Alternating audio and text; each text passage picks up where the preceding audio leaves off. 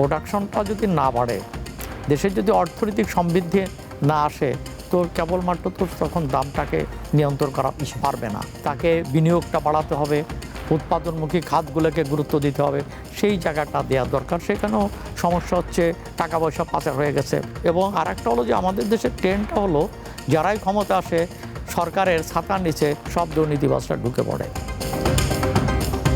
4 মাসের সরকার ঘাত প্রতিঘাত অনেক সংগ্রামের পর দায়িত্ব নিয়েছে বিএনপি সরকার, 20 বছর পর ক্ষমতায় এসেছে। যেই বিষয়টি মানুষের জীবনে ইম্প্যাক্ট ফেলে বা মানুষকে স্বস্তি অস্বস্তির মধ্যে ফেলে সেটা হচ্ছে দ্রব্যমূল্য নিয়ন্ত্রণ। খুব কম সময় এই প্রজেকশন অনুযায়ী দ্রব্যমূল্য নিয়ন্ত্রণে সরকারের কোনো চ্যালেঞ্জ বা পদক্ষেপ দেখেন কিনা? সবচেয়ে বড় বিষয়টা হচ্ছে যে প্রোডাকশনটা যদি না বাড়ে, দেশের যদি অর্থনৈতিক সমৃদ্ধি না আসে, তো কেবলমাত্র তো তখন দামটাকে নিয়ন্ত্রণ করা পারবে না। এবং মুদ্রাস্ফীতি কমাতে হলেও সেখানে দেশের উৎপাদনমুখী তাকে বিনিয়োগটা বাড়াতে হবে, উৎপাদনমুখী খাতগুলোকে গুরুত্ব দিতে হবে, সেই জায়গাটা দেওয়া দরকার। সেখানেও সমস্যা হচ্ছে টাকা পয়সা পাচার হয়ে গেছে, ব্যাংকগুলো সংকটে পড়েছে, এগুলো তো ঠিক।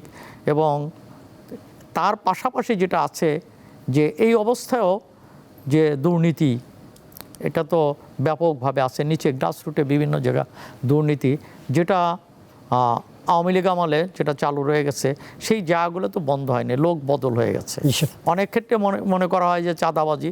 যদি আপনি ফুটপাতে যান তো ফুটপাতে শুনবেন, ফুটপাতে ওরা তো প্রত্যক্ষভাবে ঘটনা শিকার, তো সেখানে হকার এবং গরিব হকারদের কাছে জিজ্ঞাসা করলে যে আগে কত টাকা দিতেন, এখন কত টাকা দেন, এখন কাকে দেন, তো সেখানেই কিন্তু চিত্রটা পাওয়া যাবে। তাহলে গভর্নমেন্ট দুর্নীতির বিরুদ্ধে তো এক ধরনের গভর্নমেন্টের রয়েছে, প্রতিবাদ রয়েছে, এবং গভর্নমেন্ট তার দলের 8-10 হাজার লোকদেরকে এর আগে বহিষ্কার করেছে যারা চাঁদাবাজি এবং ইসের কারণে।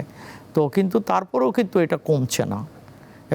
তো এবং আরেকটা হলো যে আমাদের দেশের ট্রেন্ডটা হলো যারাই ক্ষমতা আসে সরকারের ছাতার নিচে সব দুর্নীতিবাজরা ঢুকে পড়ে।